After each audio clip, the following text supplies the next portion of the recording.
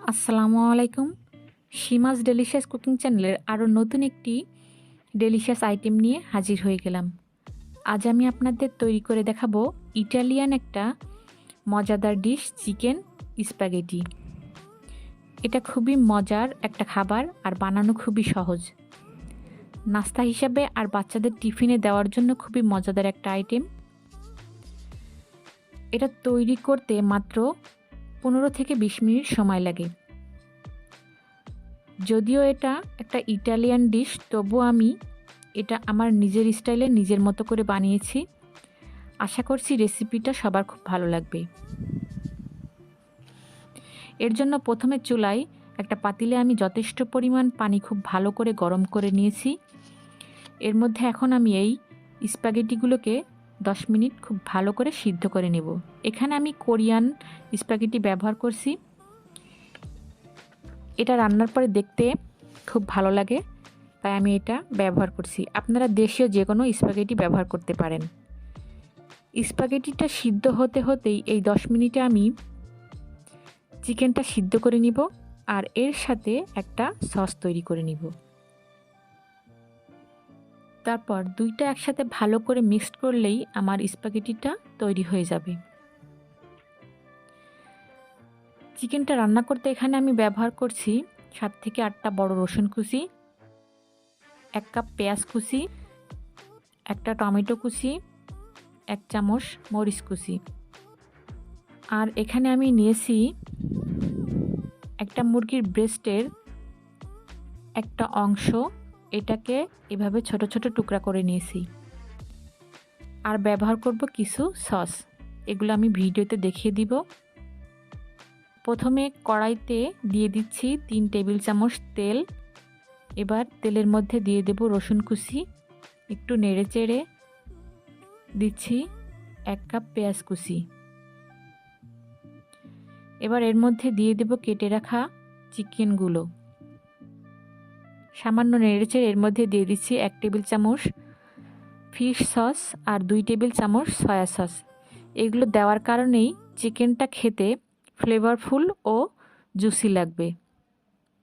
এর সাথে দিচ্ছি 1/2 চামচ টেস্টিং সল্ট, 1 চামচ গোলমরিচের গুঁড়া আর 1 টেবিল চামচ চিলি ফ্লেক্স।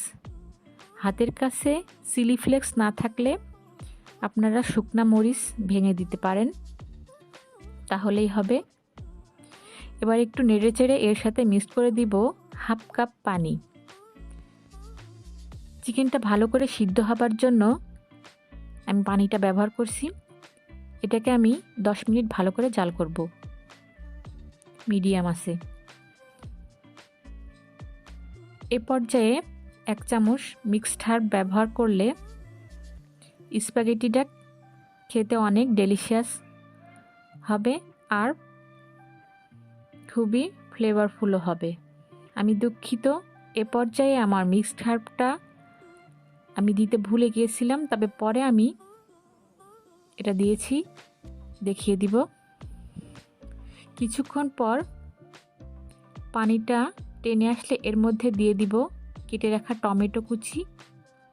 2-1 মিনিট নেড়েচেড়ে এর সাথে আমি অ্যাড করব 1/3 কাপ টমেটো সস আর দিয়ে দিব 1 টেবিল চামচ গ্রিন চিলি সস। এটা অপশনাল।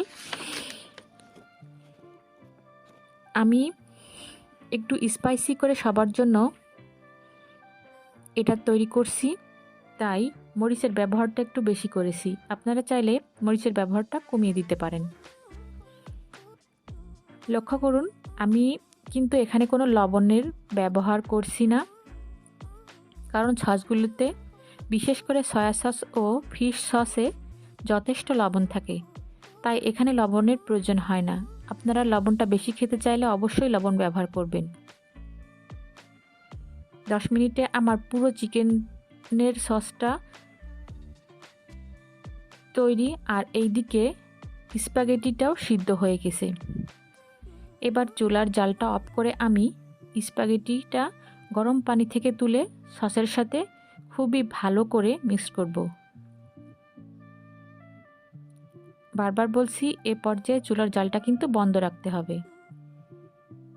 সবশেষে এর সাথে আবারও অ্যাড করে দিচ্ছি 1 চামচ টমেটো সস ও 1 চামচ মিক্সড হার্ব। মূলত মিক্সড হার্বটা চিকেনটা রান্না করার সময় ব্যবহার করতে হবে, আমি আগেই বলেছিলাম, আমি ভুলে গেছিলাম তাই পরে মিক্সড করে দিচ্ছি। মিক্সড হার্ব দেওয়ার কারণেই স্প্যাগেটিটার ডিফারেন্ট একটা স্বাদ পাওয়া যাবে আর ফ্লেভারফুলও হবে। এবার সবগুলোকে স্প্যাগেটির সাথে ভালো করে মিক্সড করে নিলেই রেডি আমার spicy hot and juicy spaghetti. খেতে কিন্তু ভীষণ মজার, অবশ্যই আপনারা বাসায় ট্রাই করবেন। এখন আমি পরিবেশন করে দেখাচ্ছি।